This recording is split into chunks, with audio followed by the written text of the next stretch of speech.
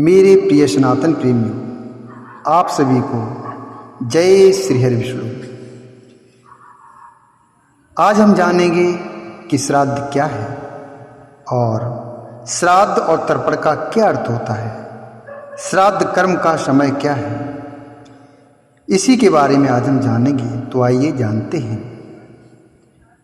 ओम अर्यमाण तृप्यताम इदं तिलोदकं तस्मै स्वधा नमः। ओम मृत्योर्मा अमृतं गमय। पितरों में अर्यमा अर्थात सूर्य की किरण श्रेष्ठ है। पितरों में अर्यमा श्रेष्ठ है। अर्यमा पितरों के देव हैं। अर्यमा को प्रणाम। हे पिता, पितामह और प्रपितामह। हे माता, मातामह अर्थात दादी और प्रमातामह अर्थात परदादी, आपको भी बारंबार प्रणाम। आप हमें मृत्यु से अमृत की ओर ले चलें। पितरों के लिए श्रद्धा से किए गए मुक्ति कर्म को श्राद्ध कहते हैं तथा तृप्त करने की क्रिया और देवताओं, ऋषियों या पितरों को तंडुल या तिल मिश्रित जल अर्पित करने की क्रिया को तर्पण कहते हैं। तर्पण करना ही पिंडदान करना है।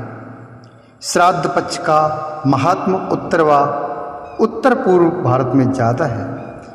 यजुर्वेद में लिखा हुआ है, हे अग्नि, हमारे श्रेष्ठ सनातन यज्ञ को संपन्न करने वाले पितरों ने जैसे देहांत होने पर श्रेष्ठ ईश्वर वाले स्वर्ग को प्राप्त किया है, वैसे ही यज्ञों में इन ऋचाओं का पाठ करते हुए और समस्त साधनों से यज्ञ करते हुए हम भी उसी ईश्वरवान स्वर्ग को प्राप्त करें।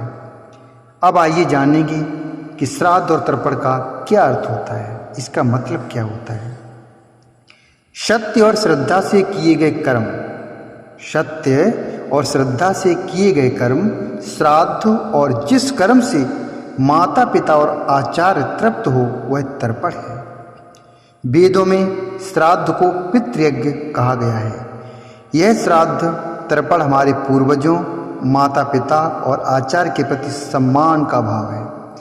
यह पितृयज्ञ संपन्न होता है संतानोत्पत्ति और संतान की सही शिक्षा दीक्षा से।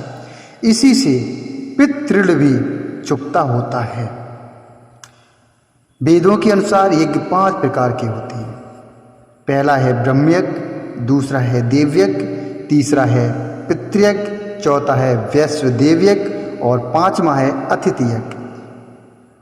ये 5 यज्ञों को पुराणों और अन्य ग्रंथों में विस्तार से वर्णन किया गया है। 5 यज्ञों में से ही एक यज्ञ है पितृयज्ञ। इसे पुराण में श्राद्ध कर्म की संज्ञा दी गई है। अब आइए जानेंगे श्राद्ध कर्म का समय। पितृयज्ञ या श्राद्ध कर्म के लिए अश्विनी माह अर्थात क्वार का महीना, जिसमें कृष्ण पक्ष हो, नियुक्त किया गया है। सूर्य के कन्या राशि में रहते समय अश्विन अर्थात क्वार कृष्ण पक्ष पितर पक्ष कहलाता है, जो इस पक्ष तथा देह त्याग की तिथि पर अपने पितरों को श्राद्ध करता है। मतलब ये जो महीना होता है क्वार का महीना कृष्ण पक्ष, इसमें जिस दिन हमारे पूर्वज देह का त्याग करते हैं उसी तिथि पर पितरों का श्राद्ध किया जाता है। उस श्राद्ध से पितर तृप्त हो जाते हैं। कन्या राशि में सूर्य रहने पर भी जब श्राद्ध नहीं होता तो पितर तुला राशि के सूर्य तक पूरे कार्तिक मास में श्राद्ध का इंतजार करते हैं, और तब भी न हो तो सूर्य देव के वृश्चिक राशि पर आने पर पितर निराश होकर अपने स्थान पर लौट जाते हैं। श्राद्ध के कुछ नियम होते हैं जो हम आपको बता रहे हैं। श्राद्ध पक्ष में व्यसन और मांसाहार पूरी तरह वर्जित माना गया है। पूर्णतः पवित्र रहकर ही श्राद्ध किया जाता है। श्राद्ध पक्ष में शुभ कर्म वर्जित माने गए हैं। श्राद्ध पक्ष में कोई भी अच्छा कार्य नहीं करना चाहिए। रात्रि में श्राद्ध नहीं किया जाता है। श्राद्ध का समय दोपहर 12:30 बजे से 1 बजे के बीच का उपयुक्त माना जाता है। कौओं, कुत्तों और गायों के लिए भी अन्न का अंश निकालते हैं। क्योंकि ये सभी जीव यम के काफ़ी नज़दीक क्लोज होते हैं।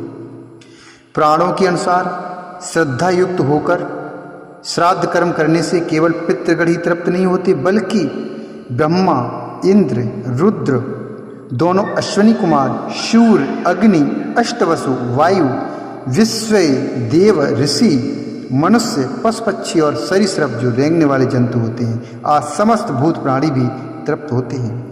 संतुष्ट होकर पितर मनुष्यों के लिए आयु, पुत्र, यश, स्वर्ग, कीर्ति, पुष्टि, बल, वैभव, पशु, सुख, धन और धान्य देते हैं।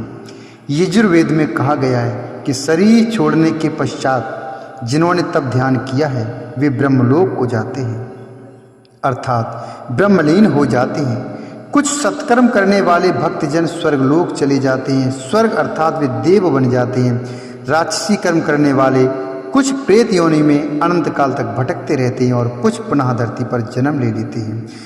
जन्म लेने वालों में भी जरूरी नहीं कि वे मनुष्य योनि में ही जन्म लें, किसी भी योनि में उनके कर्म के अनुसार उन्हें डाला जा सकता है। इससे पूर्व ये सभी पितृलोक में रहते हैं, वहीं उनका न्याय होता है। पितरों को दो श्रेणियों में रखा जा सकता है, पहला है दिव्य पितर और दूसरा है मनुष्य पितर। दिव्य पितर उस जमात अर्थात श्रेणी का नाम है जो जीवधारियों के कर्मों को देखकर मृत्यु के बाद उससे क्या गति दी जाए इसका निर्णय करता है। इस श्रेणी का प्रधान यमराज है, अतः यमराज की गणना भी पितरों में ही होती है। काव्य, वाडनल, सोम, अर्यमा और ये चार इस श्रेणी के मुख्य गण प्रधान हैं। दिव्य पितर की श्रेणी के सदस्यगण अग्निस्वात, वैशत, आज्यप, सोमेप, रश्मिप, उपदूत, आयुन्तुन, श्राद्धभुक व नांदीमुख ये 9 दिव्य पितर बताए गए हैं। आदित्य, वसु, रुद्र तथा दोनों अश्विनी कुमार भी केवल नांदीमुख पितरों को छोड़कर शेष सभी को तृप्त करते हैं। तो ऐसे होते हैं श्राद्ध। दोस्तों, अगर ये जानकारी आपको अच्छी लगी हो तो कृपया वीडियो को लाइक करें, चैनल को सब्सक्राइब करें। कुछ बोलना हो तो कमेंट बॉक्स में लिखें। धन्यवाद। राधे राधे।